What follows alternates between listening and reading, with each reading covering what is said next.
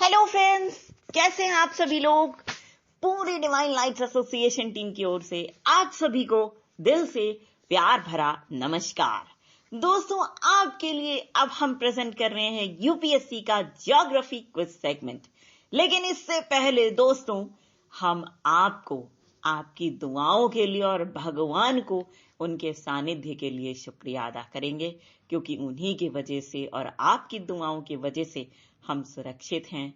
हमने नई सुबह देखी और नए कामों को करने के लिए सोचते हुए उसको अंजाम तक पहुंचाने के उद्देश्य से काम करना हमने शुरू किया। जी हाँ दोस्तों, और इसलिए भी शुक्रिया अदा करेंगे क्योंकि आपका ही वो सपोर्ट है जिसके जरिए हमारे जो कंटेंट्स हैं वो ऑनलाइन और ऑफलाइन दोनों ही मोड में बहुत ज्यादा से ज्यादा लोगों तक पहुंच रहे हैं। ये अपने आप में बहुत बड़ी बात है किसी के लिए। इसके अलावा आप हमारे कंटेंट्स को सुनते हैं, सराहते हैं और साथ ही इसे अपने जीवन में अपनाते भी हैं, जिस तरह से जिसकी उपयोगिता सिद्ध होती हो।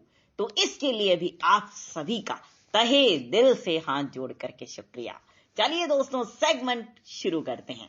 पहला क्वेश्चन, किसी क्षेत्र की जलवायु और मौसम काफी हद तक किन पर निर्भर करते हैं?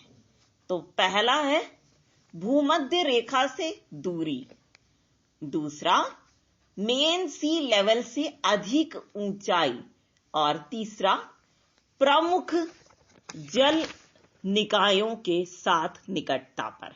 ठीक है, ये तीनों चीजों पर निर्भर करते हैं, जलवायु और मौसम।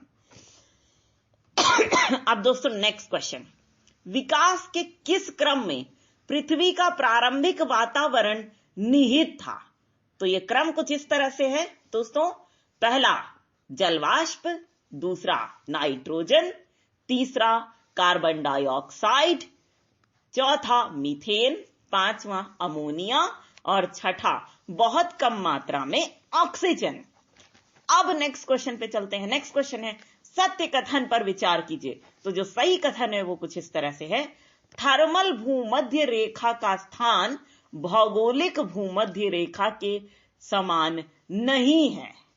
अब दोस्तों हमारा लास्ट क्वेश्चन है, किसी विशेष क्षेत्र में तापमान को प्रभावित करने वाले कारक कौन से हैं? किसी विशेष क्षेत्र में तापमान को प्रभावित करने वाले कारक कौन से हैं, यानी factors affecting temperature in any region. तो आंसर देखिए, जो कारक हैं, पहला है ग्रह और स्थानीय हवाओं का परिसंचरण। ग्रह और स्थानीय हवाओं का परिसंचरण। दूसरा कारक है ध्रुवों या भूमध्य रेखा से क्षेत्र की दूरी। तीसरा है किसी स्थान या इलाके की ऊंचाई। ये तीनों कारक हैं। क्या है देखो, पहला है ग्रह और स्थानीय हवाओं का परिसंचरण, दूसरा ध्रुवों या भूमध्य रेखा से क्षेत्र की दूरी, और तीसरा किसी स्थान या इलाके की ऊंचाई। ठीक है, तो दोस्तों यही था हमारा लास्ट क्वेश्चन, और इसी लास्ट क्वेश्चन के साथ हमारा ये सेगमेंट यहीं पर होता है समाप्त।